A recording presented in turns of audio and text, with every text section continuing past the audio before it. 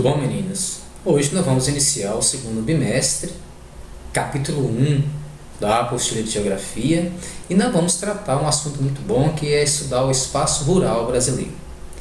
É importante perceber que a agricultura, a atividade agrícola, ela já existe há mais de 10 mil anos, ou seja, o homem já pratica a agricultura há muito tempo.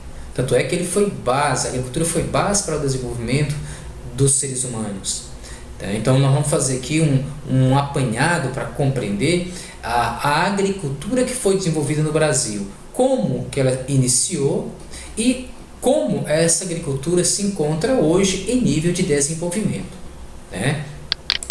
É importante vocês conseguirem discernir espaço rural de espaço urbano. Espaço rural é aquele espaço onde se desenvolve atividades primárias, o extrativismo, que pode ser de origem animal, vegetal ou mineral. Tá? Então, ou seja, na área urbana ela é diferenciada, ou seja, enquanto que na área rural prevalecem as atividades primárias com pouca aglomeração de pessoas, nas áreas urbanas é o contrário, há uma grande aglomeração de pessoas, também as atividades econômicas estão mais concentradas e ligadas ao setor secundário, como podemos citar que a indústria, que emprega grande parcela dos trabalhadores da área urbana, e o setor terciário, que é o comércio, também as atividades ligadas aí ao setor de serviços, os terceiros que prestam serviço para as empresas. O nosso espaço rural, a cada ano que passa, ele vem se transformando de forma mais rápida e acelerada. Por isso, é bom a gente compreender que esse espaço está em constante transformação. A produção de alguns produtos. Em primeiro lugar, nós somos grandes produtores mundiais de café, como nós podemos observar, açúcar e laranja. E também somos o primeiro exportador mundial de carne bovina e de aves.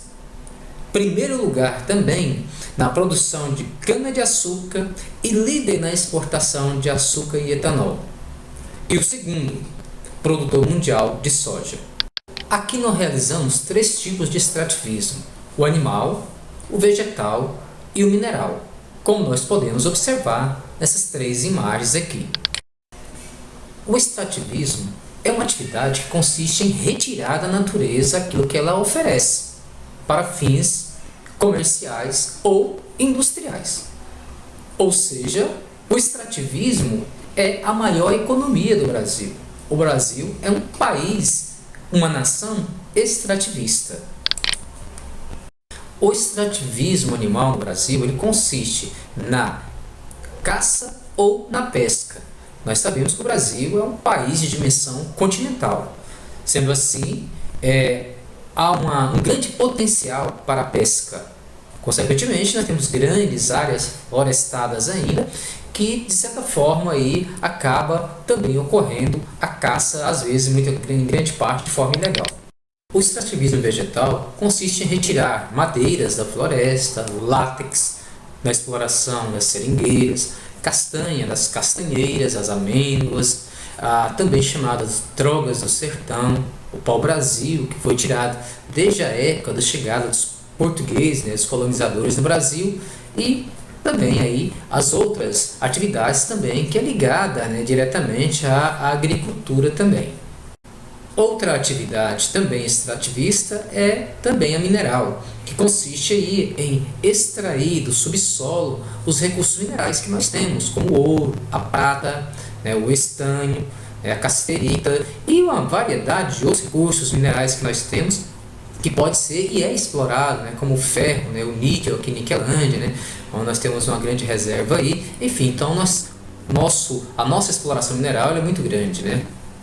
Além da perda da grande biodiversidade do Brasil, nós enfrentamos um grande problema também, que é a biopirataria, que é a apropriação indevida de recursos da natureza, da biodiversidade, e às vezes para fins científicos e também biotecnológicos. Isso acaba gerando uma grande infração social ambiental e afeta os países megadiversos, tanto o Brasil quanto muitos. Ou seja, na realidade, a biopirataria é o que? É o roubo de uma espécie, de um território para outro, onde ele não existe, muitas das vezes para ser estudado. E aí, esses animais sofrem, né, no transporte, muitos deles perdem a vida porque não conseguem sobreviver esse percurso, porque ele é levado contrabandeado, sem a permissão do governo federal. E o transporte pode ser simples, esconder sementes, ou seja, nos bolsos, dentro de canetas, alguns frascos de cosméticos, dobras de costura de roupa, entre outras. Uma forma de solucionar os problemas da biopirataria, da extração de produtos diretamente ligados à floresta de forma ilegal, é criar as reservas extrativistas. As reservas é uma forma da gente tentar combater esses problemas que é tão comum nas áreas de grandes biodiversidades. Na realidade, essas reservas extrativistas, elas são importantes porque na realidade é uma atividade tradicional onde as pessoas que já vivem ali vão realizar atividades econômicas que possibilitam a eles sobreviver naquele local que eles estão, como a agricultura de subsistência, a criação de animais pequenos e também o consumo próprio. Então, eles é muito ligado ao local onde eles estão. Temos algumas reservas extrativistas. 89 reservas em 17 estados, como nós podemos observar no território brasileiro. Grande maioria delas se concentra nas regiões norte, algumas nas regiões nordeste, norte, também na região central e também sudeste e uma no sul. Totalizando elas junto, elas somam 14,2 milhões de hectares. São vários grupos tradicionais que dependem da existência dessas reservas extrativistas. Podemos citar aqui os quilombolas, descendentes dos antigos escravos. Também podemos citar os seringueiros, que vivem da extração do látex na Amazônia, os ribeirinhos, que vivem à margem dos rios, ali pescando para sua sobrevivência, e também os caiçaras. Os caiçaras vivem também próximo dos rios e trabalham na confecção de artigos, ou seja, e também são grandes pescadores. Vamos observar, olha, o ribeirinho vem da sua atividade tradicional, o caiçara, que também pesca, mas também confecciona objetos, né? Os índios, o seringueiro, né, que depende da extração do látex para a sobrevivência. Então, ou seja, esses povos, eles são importantes nessa região, até mesmo para a preservação da floresta, porque eles vivem daquilo que a floresta proporciona a eles. A pecuária também é uma importante atividade econômica desenvolvida no espaço rural brasileiro. Podemos defini-la como o conjunto de práticas e técnicas cujo objetivo é a criação de animais com fins comerciais, né, porque grande parte é produzido de forma intensiva, como nós podemos observar aqui, gados confinados para a produção de leite e também confinado em grandes currais para a engorda, para o abate, tanto para consumo interno como também para o consumo externo. Quando nós comparamos a pecuária intensiva com a extensiva, nós temos que estar claro que tem uma grande diferença. A pecuária intensiva, o gado é criado em estábulos, preso, come ração na hora certa, recebe água na hora certa, e na extensiva, como nós podemos observar nessa imagem aqui, o gado é criado solto comendo a pastagem. Então, no Brasil, grande parte ainda da produção de gado, ele é realizado ainda de forma extensiva. Aqui na nossa cidade, por exemplo, nós podemos observar que a maioria das atividades da pecuária é produzida de forma extensiva. A pecuária é muito importante na produção de determinados rebanhos no Brasil. Nós temos um destaque para a produção de bovino, onde nós temos mais de 200 milhões de cabeças de gado. E temos também o terceiro maior rebanho de suíno do planeta, com mais de 35 milhões de cabeças. Também estamos em terceiro lugar na produção de aves, frangos, ou seja, com mais de 1 bilhão de aves. Aqui, nesse gráfico, nós podemos observar a participação das regiões brasileiras na produção de suínos e frangos. Na produção de suínos, dá destaque aqui para a região sul, com mais de 60% da produção. Em segundo lugar, aparece a região sudeste e, em terceiro, a região centro-oeste, as 3 regiões com maior produção de suínos. Do outro lado, na participação na produção de frangos, aqui em 2016, novamente, a região sul com mais de 60% da produção de frangos, em segundo, o sudeste com cerca de quase 20% da produção de frangos e em terceiro, a região centro-oeste. Depois, em quarto, aparece a região nordeste, acompanhado em último lá pela região norte. Então, ou seja, as 3 grandes regiões que aparecem como grandes produtoras de suíno e frango são as regiões sul, sudeste e centro-oeste.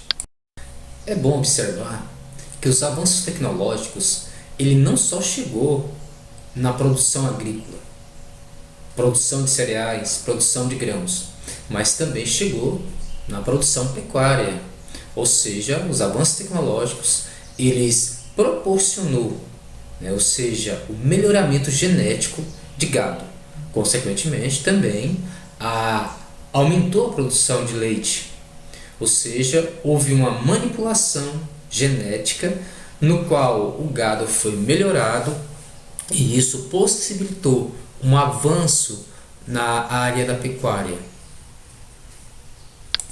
Esse melhoramento genético possibilitou a melhoria das raças. Consequentemente, essas raças melhoradas, elas passou a se adaptar melhor às condições climáticas de determinadas regiões do mundo. Assim como a pecuária, a agricultura também vem passando por grande modernização nos últimos anos. E isso vem mudando o espaço rural brasileiro e marca também uma desigualdade socioespacial no Brasil a partir do momento que vai inserir essa agricultura moderna, ou seja, o trabalhador em grande parte vai abandonar o campo porque agora o trabalhador braçal vai ser substituído por máquinas modernas.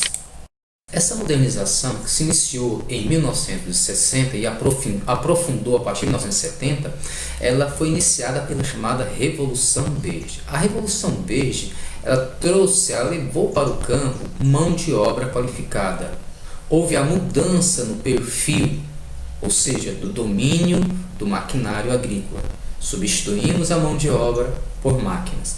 Consequentemente, também houve a formação dos centros urbanos no interior, com o intuito de desenvolver técnicas agrícolas, industrial e serviços para essa nova atividade que se iniciava. Também ela levou para o campo o desemprego, onde muitas pessoas abandonaram o campo e foram para a cidade. Consequentemente, as cidades vão inchar, o desemprego, o êxodo rural e o crescimento das cidades, porque eles vão para a cidade. Da mesma forma, com mais investimento nas propriedades, ou seja, a prioridade era o setor financeiro.